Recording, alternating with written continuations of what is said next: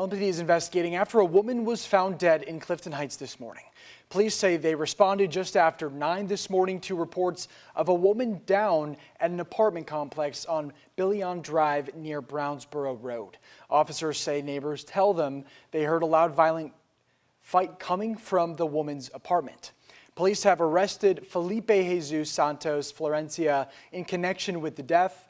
He's been charged with murder, domestic violence. If you or someone you know is in need of help, you can reach the domestic violence hotline at 844-237-2331. We also have a list of resources on our website, WHAS11.com. The mayor plans to update community members surrounding the doomed Applegate Lane property tomorrow. The house is scheduled to be burned down after an investigation found chemicals, homemade explosives, and homemade blasting caps in the houses. The city showed us pictures inside the house on the property owned by Mark Heibel.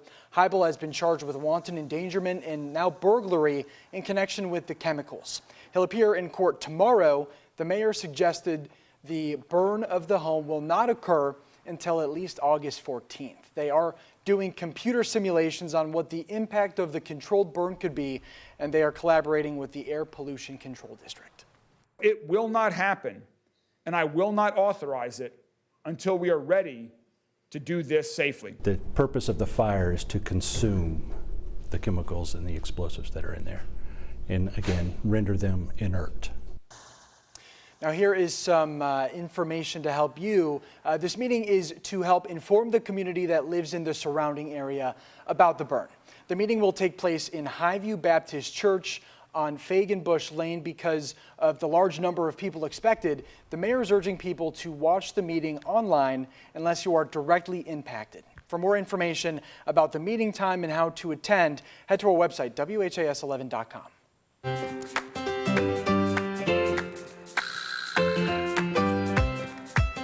All right, in just 3 days, kids across Kentuckiana will be heading back to the classrooms. That made this a pretty busy weekend.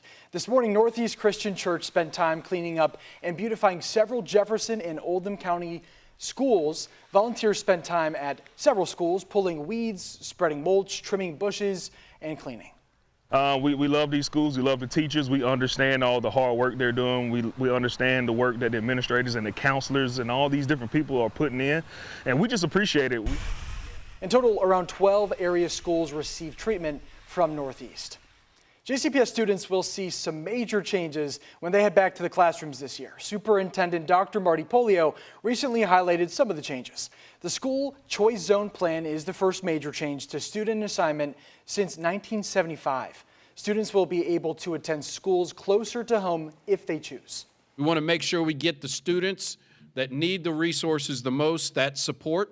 And once again, our goal has always been to have all of our families have school choice. For the first time ever, families in West Louisville will have that.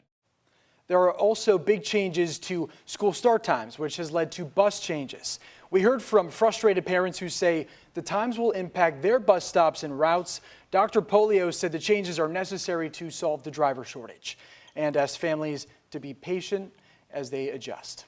What we will be looking for are some individual changes that may need to be made around bus stops, certain buses. We may have to add buses to a school. There's also new schools opening, which include Perry Elementary next to the YMCA off West Broadway, Echo Trail Middle near the Parklands, and Hudson Middle in the former Wheatley Elementary School building in West Louisville. However, one major change has yet to be decided. Senate Bill 150 impacts schools by banning discussions on gender expression, sexual orientation, and gender identity. It also allows teachers to ignore a student's preferred pronouns and restricts bathroom access. JCPS had tabled the discussion on how the new law would be implemented in its schools. They had presented two versions of the policy that would address the bill. Version 1 includes language that the district is concerned about the law and warns certain provisions may violate Title IX. Now, version 2, created by JCPS staff, takes it a step further, with a statement at the beginning saying SB 150 violates the U.S. Constitution and Title IX. Most parents and students we spoke with threw their support behind version 2. Vote for version 2 to take a stand and say we support all of our students. So it would make socially transitioning easier and getting misgendered and dead named is extremely uncomfortable for me. JCPS is reconvening and presenting a third version of the policy to students. We'll be there covering that meeting, which starts tomorrow at 6. A recent shooting in the Deer Park neighborhood is bringing concerns to one of Louisville's entertainment districts. The shooting happened Monday on Bardstown Road, killing one person and injuring 2 others. Today, residents and leaders gathered to share ways to curb the violence. Alexis Jones and photojournalist Elijah McKenzie were at the meeting and are speaking with family of the victim tonight. It's an epidemic destroying neighborhoods across our city. Knock off the gun violence. We're done with it. Along with violent crime, people living in District 8 say they're seeing a rise in disorderly conduct. Sunday, nearly 300 residents took their concerns to law enforcement and city officials. Okay, great.